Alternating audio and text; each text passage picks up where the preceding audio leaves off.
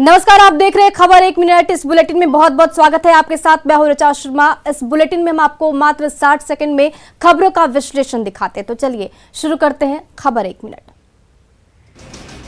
लालू प्रसाद यादव को डोरंडा कोषागार से जुड़े चारा घोटाले में 5 साल की सजा सुनाई गई है। उन पर 60 लाख रुपए का जुर्माना भी लगाया गया है। सीबीआई के स्पेशल कोर्ट के जज एसके शशि ने यह फैसला सुनाया। लालू के वकील ने बताया कि आगे बेल के लिए अर्जी दी जाएगी, लेकिन बेल नहीं मिलने तक लालू को जेल में ही रहना पड़ेगा। दरअसल डोरंडा कोषागार का मामला चारा घोटाला का सबसे बड़ा मामला था। चारा घोटाला में लालू यादव को मुख्य साजिशकर्ता बताया गया था। सीबीआई की तरफ से कहा गया था कि लालू यादव जब वित्त मंत्री मुख्यमंत्री थे तो उनकी नाक के नीचे यह सब कुछ हुआ, यानी यह सब उनकी जानकारी में था। सीबीआई के स्पेशल कोर्ट ने 15 फरवरी को लालू यादव समेत अन्य आरोपियों को 139.5 करोड़ रुपए के डोरंडा कोषागार से जुड़े चारा घोटाले में दोषी पाया था। कोर्ट ने तब सजा का ऐलान नहीं किया था। लालू यादव पहले भी चारा घोटाले से जुड़े 4 मामलों में दोषी ठहराए जा चुके हैं। इनमें फिलहाल लालू बेल पर चल रहे हैं।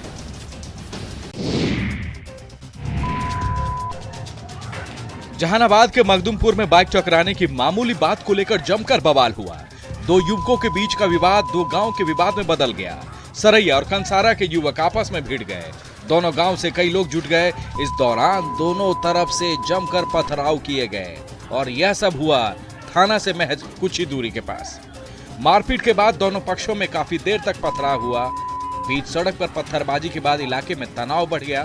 दोनों तरफ से बीच सड़क पर पत्थरबाजी होने लगी। तनाव बढ़ता देख दुकानदारों ने अपनी दुकानें बंद कर ली। आसपास के इलाके में भगदड़ मच गई। सड़क पर सिर्फ पत्थर ही पत्थर बिखरे हुए नजर आए।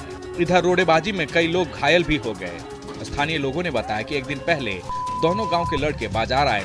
इस दौरान बाइक टकरा गई। तब दोनों को लोगों ने समझाकर हटा दिया था, लेकिन फिर दोनों अपने अपने गांव के लोगों के साथ पहुंच गए और दोनों गांव के लोगों ने जमकर बवाल किया। वेस्ट गोरनाथ पहाड़ में आग की लपटें और धुआं दिखने के बाद लोगों में हड़कंप मच गया। पहाड़ी पर आग धधकने लगी और धीरे धीरे आग ने भयानक रूप ले लिया। माना यह जा रहा है कि किसी शरारती लोगों ने जंगल में आग लगाई हो, लेकिन आग लगने के अन्य कारणों को भी नकारा नहीं जा सकता। तेज हवा की वजह से आग जंगल के कई किलोमीटर तक पहुंच गई। दर्जनों पेड़ पौधे आग की भेंट चढ़ गए। जंगल में खड़ी घास फूस जलकर राख हो गए। आग की लपटें इतनी तेज थी कि कुछ मिनटों में कई एकड़ तक आग फैल गई। वेस्ट गोरनाथ पहाड़ पर जहां तक लोगों की नजर जा रही थी, सिर्फ आग के गोले ही नजर आ रहे थे। इधर आग लग जाने से पहाड़ के आसपास और उसकी तलहटी में बसे कई गांव में दहशत का माहौल बन गया। दहशत में पूरी रात इन लोगों ने जागकर ही बिताए। कई घंटों के बाद जंगल में लगी आग पर काबू पाया जा सका।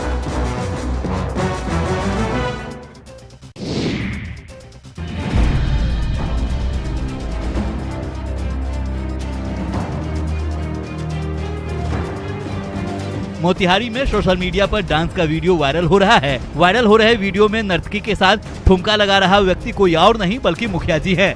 वायरल वीडियो मोतिहारी के केसरिया प्रखंड स्थित दक्षिणी हुसैनी पंचायत का बताया जा रहा है, जहां के मुखिया ऑर्केस्ट्रा में भोजपुरी गाने पर ठुमका लगा रही नर्तकी को देखकर खुद को रोक नहीं पा रहे हैं और सारी मर्यादाओं को भूलकर उसके साथ ठुमका लगा रहे हैं। स्टेज पर गाँव के अन्य लोग भी मुखिया जी का हौसला बढ़ा रहे हैं। मुखिया जी के ठुमका लगाने का वीडियो गांव के लोगों के तरफ से भी सोशल मीडिया पर वायरल किया गया है। हालांकि न्यूज़ 18 इस वायरल वीडियो की पुष्टि नहीं करता, पर गांव में आए बारात में नर्तकियों के साथ मुखिया जी के ठुमका लगाने का वीडियो लोगों के बीच चर्चा का विषय बना हुआ है। स्थानीय लोग मुखिया के इस डांस की चर्चा कर रहे हैं और साथ साथ गाँव के मुखिया की आलोचना भी कर रहे हैं।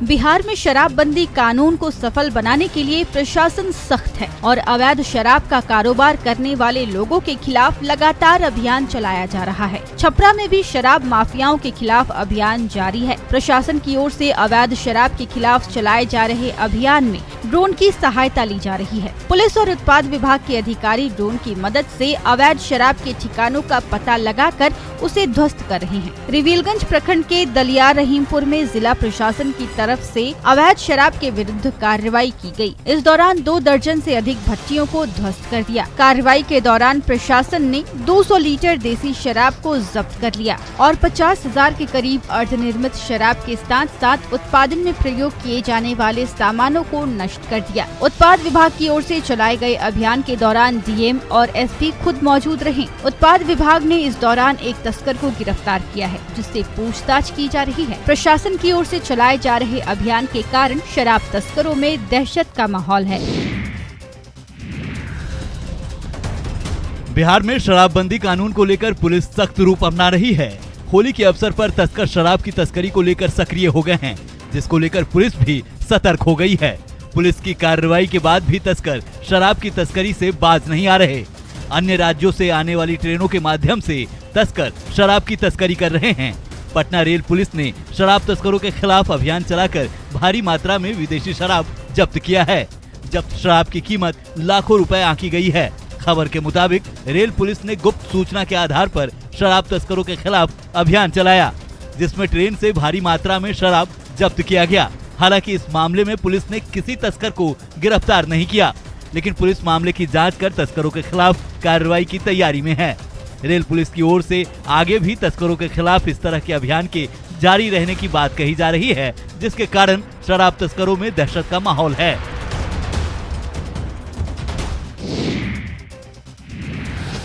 सीतामढ़ी में स्वास्थ्य व्यवस्था को लेकर अक्सर सवाल उठते रहते हैं। सवाल फिर उठे हैं अस्पताल की बदहाली को लेकर। जिले के भांसर मछा गांव के इस सरकारी अस्पताल को देख लीजिए। अब ये सिर्फ कागजों में ही सिमट कर रह गया है। अस्पताल का भवन खंडहर में तब्दील हो चुका है। इसकी दीवारें क्षतिग्रस्त हो चुकी है। अस्पताल का यह भवन कभी भी धराशायी हो सकता है। अस्पताल का ये हाल तब है जब स्थानीय बीजेपी के विधायक मिथिलेश कुमार और जेडीयू एमएलसी रामेश्वर कुशवाहा का पैतृक गांव भांसर मछा में है, लेकिन अस्पताल की बदहाली की ओर किसी का ध्यान नहीं जाता। अस्पताल के कागज धूल फांक रहे हैं। अस्पताल में जिस सामान से मरीजों का इलाज होता था वो अलमीरा में अब खराब हो चुके हैं। अस्पताल की खिड़कियां टूटी हुई है। अस्पताल के दरवाजे दम तोड़ चुके हैं। एक नज़र में अगर देखें तो अस्पताल से ज़्यादा यह भवन तबेला लगता है। ना तो यहाँ डॉक्टर आते हैं और ना ही अस्पताल के कोई कर्मी, तो मरीजों ने भी आना छोड़ दिया। अगर डॉक्टर होते यहाँ दवाई होता तो मतलब हमारे गांव या पूरा पंचायत को मतलब कहीं जाना नहीं पड़ता। ये सब स्वास्थ्य ये सब देखना चाहिए ना सरकार को।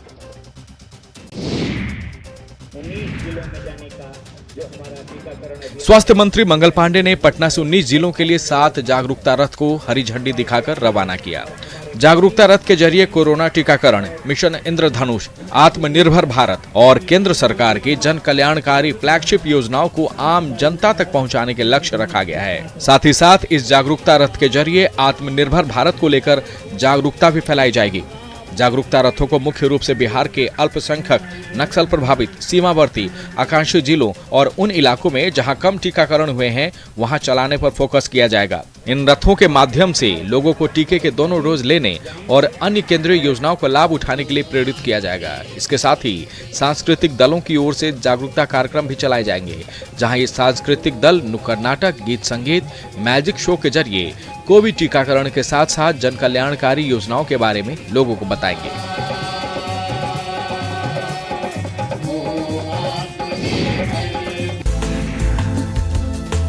बोकारो हवाई अड्डे से इसी साल 15 अगस्त से 2 अक्टूबर के बीच हवाई सेवा शुरू हो सकती है। इसके लिए सभी प्रक्रिया पूरी की जा रही है। जल्द ही बोकारो स्टील की ओर से उड़ान सेवा के लिए लाइसेंस के लिए आवेदन दिया जाएगा। बोकारो विधायक, बोकारो एयरपोर्ट अथॉरिटी और सेल के अधिकारियों के बीच बैठक के बाद ये बातें साफ हो सकी है। दरअसल बोकारो हवाई अड्डे का निर्माण कार्य काफी दिनों से चल रहा है। हवाई सेवा शुरू करने के लिए कई बार समय की जानकारी भी दी गई, लेकिन तय समय में यहां से उड़ान सेवा शुरू नहीं हो सकी। फिलहाल बोकारो हवाई अड्डे के लिए लाइसेंस की प्रक्रिया पूरी की जा रही है। हवाई अड्डे के पास पेड़ों को हटाने के लिए वन विभाग से अनुमति मिलने का इंतजार है। बोकारो विधायक का कहना है कि हवाई सेवा के लिए बोकारो हवाई अड्डा पूरी तरह से तैयार है। कुछ प्रक्रिया कागजी और कंस्ट्रक्शन को लेकर हो रही है, जिसे जल्द पूरा कर लिया जाएगा। उम्मीद है कि 15 अगस्त से 2 अक्टूबर के बीच बोकारो से हवाई सेवा शुरू हो जाएगी।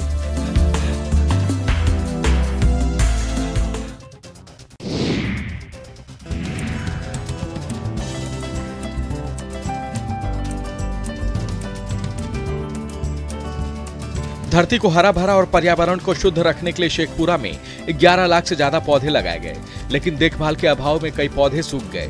ये हाल तब है जब पर्यावरण के प्रति राज्य सरकार कई योजनाएं चला रही है। जल जीवन हरियाली योजना के तहत ही इन सभी पौधों को लगाए गए थे। 11,66,000 पौधारोपण में करोड़ों का खर्च भी हुआ था। पौधों की देखभाल के लिए राशि भी दी गई। मनरेगा योजना के तहत पौधों का संरक्षण और उसकी देखभाल के लिए मेट की व्यवस्था है, लेकिन पौधा लगाने तक ही सभी ने अपनी जिम्मेदारी समझी। जिले में पौधारोपण का अभियान केवल खानापूर्ति तक ही सीमित होकर रह गया है।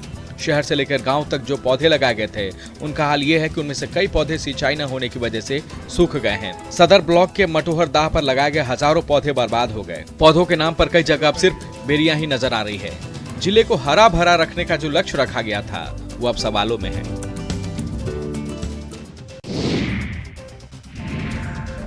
कोरोना के बाद से भीख मांगने वाले लोगों की संख्या में वृद्धि हुई है और कुछ लोग भीख मांगकर ही अपना गुजारा कर रहे हैं, लेकिन उन लोगों को इस बुजुर्ग से सीख लेने की जरूरत है।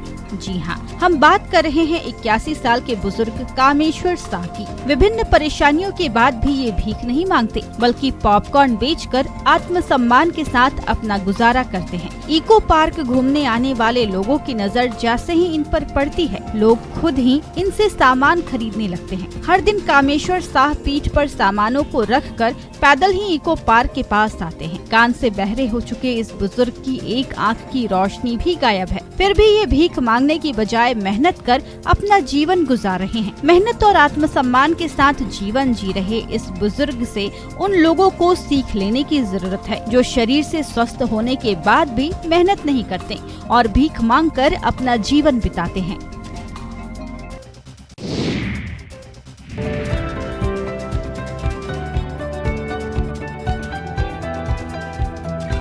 जब से राजगीर स्थित जू सफारी लोकार्पण के बाद आम लोगों के लिए खोला गया है, तब से पर्यटकों की यहाँ लगातार भीड़ बढ़ती ही जा रही है। अंतर्राष्ट्रीय पर्यटन स्थल राजगीर के जू सफारी में पर्यटकों की भीड़ को देखते हुए जल्द ही टिकट की संख्या बढ़ाने के साथ साथ टिकट के रेट भी बढ़ाने के प्रयास किए जा रहे हैं। इस दौरान वन्यजीव अभयारण्य राजगीर के निदेशक हेमंत पाटिल ने बताया कि अभी प्रतिदिन 1000 टिकट काटने की व्यवस्था है। फिर भी पर्यटकों की उत्साह और बढ़ती भीड़ को देखते हुए टिकट की संख्या और इसे बढ़ाने के प्रयास किए जा रहे हैं, ताकि जो भी पर्यटक जू सफारी का भ्रमण करने आए, उन्हें वापस नहीं लौटना पड़े। उन्होंने यह भी कहा कि अभी शुरुआती समय है और बहुत जल्द ही पर्यटकों के लिए अच्छे दिन साबित होंगे। इधर पर्यटक भी जू सफारी घूमने के लिए पहुंच रहे हैं, लेकिन उन्हें टिकट नहीं मिलने का मलाल भी है और मायूस होकर वापस घर लौट जाते हैं, जिसे देखकर जू सफारी के निदेशक टिकट की संख्या को बढ़ाने के प्रयास में जुटे हुए हैं।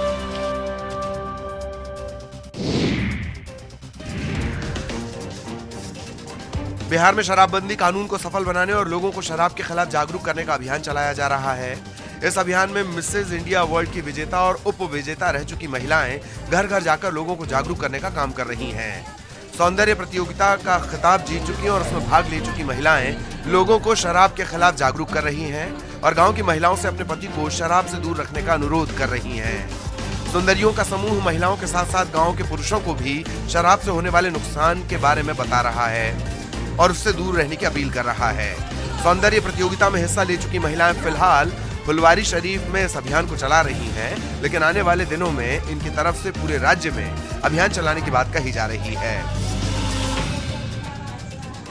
यहाँ की कुछ महिलाओं से पहले भी मेरी बातचीत हुई थी कि उनके हस्बैंड बहुत प्रताड़ित करते हैं शराब वगैरह पी के, तो उन्होंने कहा था कई बार आइए मैम समझाइए इनको।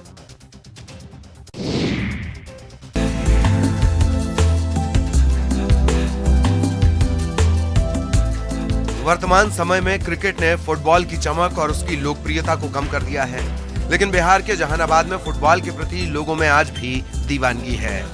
लोग आज भी हर साल फुटबॉल टूर्नामेंट का आयोजन करते हैं, जिसका मुख्य उद्देश्य गांव के युवाओं में फुटबॉल के प्रति लगाव पैदा करना है और बच्चे इस खेल के गुर और बारीकियों को जान सकें। जहानाबाद के मखदुमपुर स्थित इक्कील गांव में लुप्तप्राय हो रहे फुटबॉल को जिंदा रखने के लिए लगातार प्रयास किए जा रहे हैं। गांव के लोगों में फुटबॉल के प्रति कितनी दीवानगी है, इसका अंदाजा फुटबॉल क्लब की स्थापना से ही लगाया जा सकता है। गांव में 1940 से ही यंग फुटबॉल क्लब की स्थापना की गई थी। उसी समय से क्लब की तरफ से हर साल युवाओं के लिए फुटबॉल टूर्नामेंट आयोजित किया जा रहा है। क्लब का संचालन गांव वालों की तरफ से किया जाता है, जिसका मुख्य लक्ष्य युवाओं में फुटबॉल के प्रति दिलचस्पी और जुनून पैदा करना है।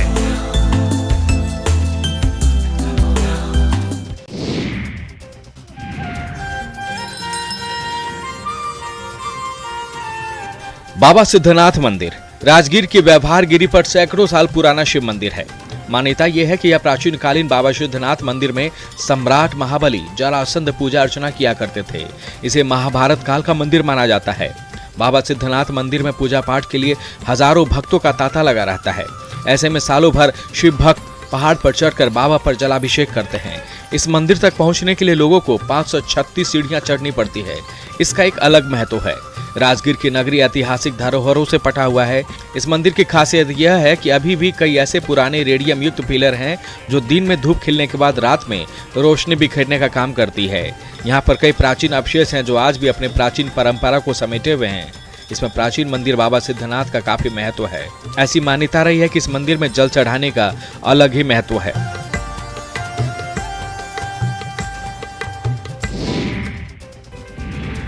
नालंदा के राजगीर में जू सफारी के उद्घाटन के बाद इसे पर्यटकों के लिए खोल दिया गया है। पर्यटक इस खूबसूरत जगह को देखने के लिए आने लगे हैं, जिससे जू सफारी के अंदर पर्यटकों की भीड़ उमड़ने लगी है। पर्यटक सफारी के अंदर जानवरों को देखने के लिए काउंटर से टिकट कटाकर सफारी का आनंद ले रहे हैं। पर्यटकों के लिए सफारी के अंदर खुले में घूमने वाले जानवरों को देखने के लिए बंद वाहनों की व्यवस्था की गई है। जू सफारी को देखने आए पर्यटकों के चेहरे पर खुशी साफ साफ देखी जा रही है। उन्हें खुले में घूम रहे जानवरों को देखने में आनंद आ रहा है। जू सफारी के प्रबंधन को आने वाले दिनों में पर्यटकों की संख्या तेज गति से बढ़ने की उम्मीद है। राजगीर में करोड़ों रुपए की लागत से तैयार इस जू सफारी का उद्घाटन कुछ दिन पहले ही बिहार के सीएम नीतीश कुमार ने किया था। इस जू सफारी को जंगली जानवरों की जरूरतों के हिसाब से तैयार किया गया है, जिससे उन्हें प्राकृतिक आवास और माहौल मिल सके।